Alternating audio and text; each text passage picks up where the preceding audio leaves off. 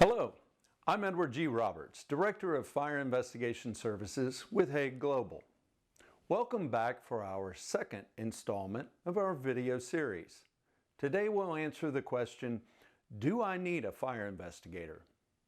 As we stated in the last video, you need to hire a fire investigator in order to help establish responsibility for a fire or explosion event. Establishing responsibility is the major step in processing the fire claim. This may result in a claim being paid, or it could lead to the denial of the claim on the basis of fraud, or the continuance of claim elements into litigation for recovery of damages, or in defense of a product or services. A highly qualified forensic fire and explosion investigator is precisely the type of professional you need to get you there, but perhaps not every time. I know it sounds odd for a fire investigator to suggest you may not need a fire investigator, but it is important to consider the particulars if professionals like me are to provide you a service with real value. First of all, if litigation is likely in your case, if early indications suggest you may deny the claim or proceed with subrogation against another party, you need to hire a fire investigator. There's a difference between knowing what happened and being able to testify about what happened. If you're on the liability side, hire a fire investigator immediately. The fact that you were put on notice indicates someone is ready and willing to sue. Even on a seemingly simple matter, a repair was made by a third party, the fire happens immediately or soon after, the technician makes a comment about how they may have messed up. Someone is going to have to testify. I've seen cases where the facts fell right into place with no gray areas or arguable points. I've seen cases that were fairly cut and dried but needed additional documentation to clear up. And of course, I've seen cases that were extremely messy, that needed many hours of hard work to get to the bottom of the matter. But in a quarter of a century in this business, I've perhaps come across 3 technicians or installers who stood firm on claiming it was their fault all the way through the claim. And that goes the other way around. I've seen subro professionals continue with a case long after physical evidence and other factors have exonerated a party. And arson? Well, show me the arsonist that comes right out and tells the insurance company, you should probably deny this claim because I did it. If there's going to be litigation, you need a fire investigator to testify. But when might you not need a fire investigator? Well, consider the contract and the economics. Check that policy. Was it active at the time of the event? It's a basic question, but a very important one that gets overlooked more often than you'd think. This could involve the policy dates, binders, or payments. Of course, these determinations may drag on, and you shouldn't wait before getting a fire investigator involved. You can always stop him or her if a policy decision is made.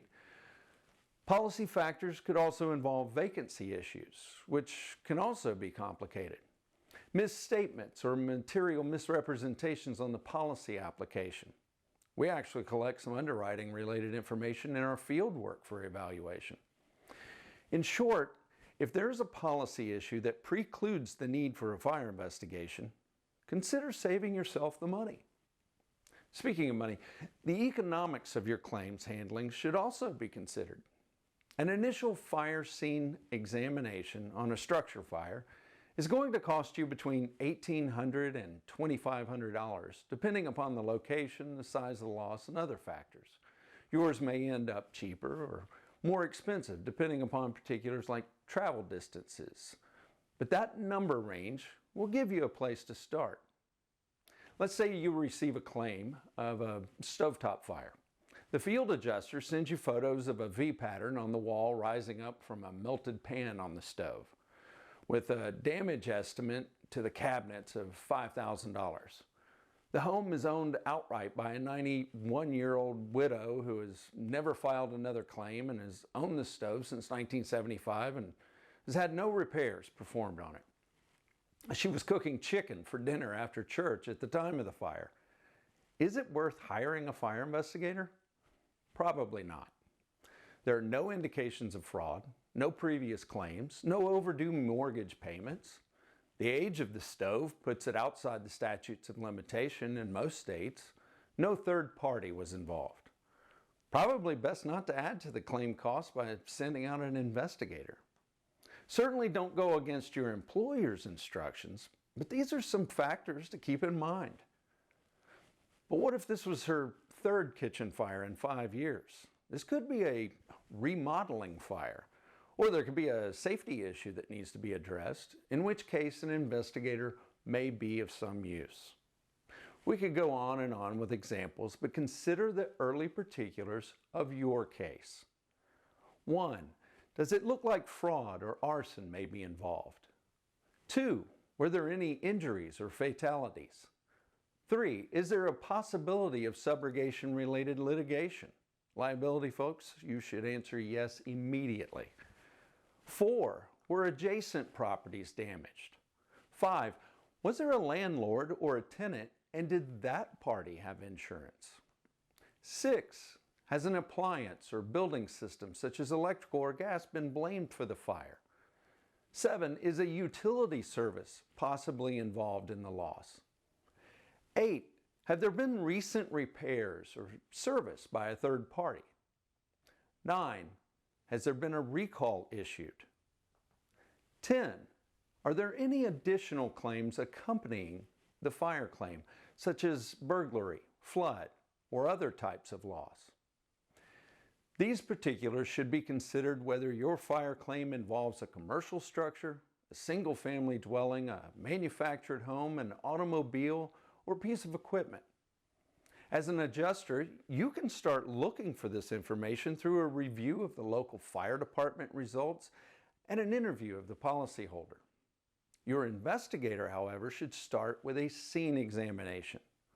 But we'll cover that in our next video. What do I tell my investigator?